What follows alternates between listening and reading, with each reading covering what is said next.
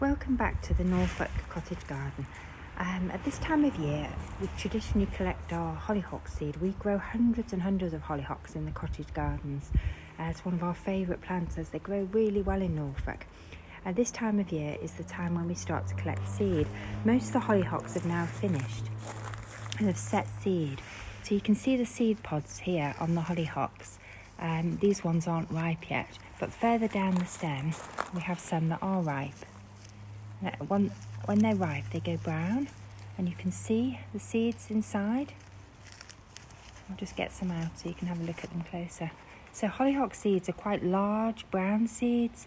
Each one of these seeds has the potential to grow into a hollyhock plant. So I'm now going to show you what we do with the seeds. I'll be collecting quite a lot of the seed and storing it so that I've got some seed to stow in the spring. But we also let this hollyhock self-seed. This year we've had quite a lot of building work done around the barns because we've converted around the barns. So we've lost quite a few hollyhocks. So what I've done here is I found this is a really reliable way to get the hollyhocks to seed. So I've cut down some of the stems off the hollyhocks that have flowered, and then I'll just lie them where I want them to come up.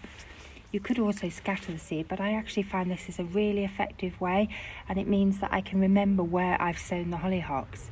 In the spring, I'll leave them there now for most of the winter. It means they'll get a good frosting, which seems to help the seeds to germinate. Sorry about that, there was a delivery driver at the gate and the dogs are having a good bark.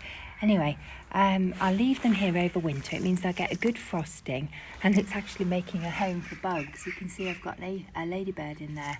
And then in the spring, I'll come along, I'll knock all the remaining seeds off the stems like this, give them a good shake. I might bash them against the wall, and then the seeds will all settle onto the ground. I like doing it this way. One, I get a really high germination rate, and they tend to germinate where I've laid them. But the other thing is it means I can remember where I've seeded. As you can see, I've seeded all along the base of the barn.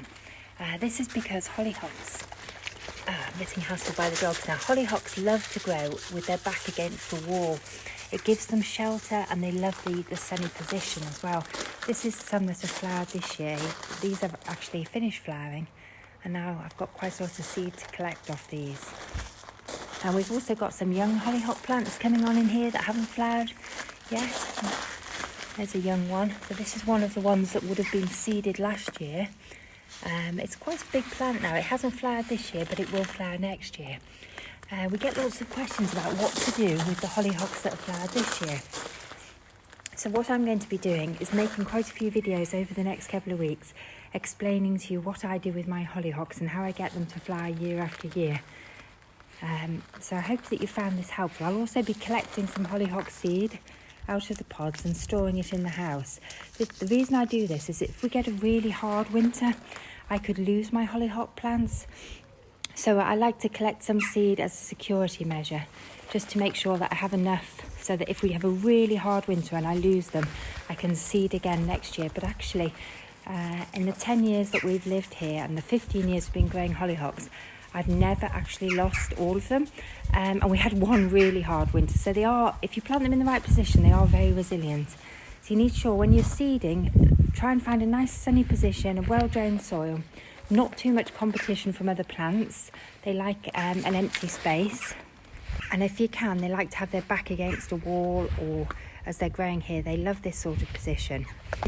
This position is absolutely ideal. So I've laid quite a few heads of seeds here because there's no other plants growing here. It's a reasonably sunny aspect, not full sun, but reasonably sunny, and they've got their back against a wall and they're in a sheltered courtyard. So this will be a really good position. I expect to get a lot of hollyhocks along this wall next year. They won't actually flower next year, they will flower the following year. If I'd sown them in the spring this year, I would now have baby plants along here and they would flower next summer. Hope you found this information helpful. I'm going to be doing quite a lot on hollyhocks because growing hollyhocks is one of my passions. So keep tuned. If you've enjoyed the video, please hit subscribe. Any questions about growing hollyhocks, just pop them in comments. I'll be happy to answer them. Bye for now.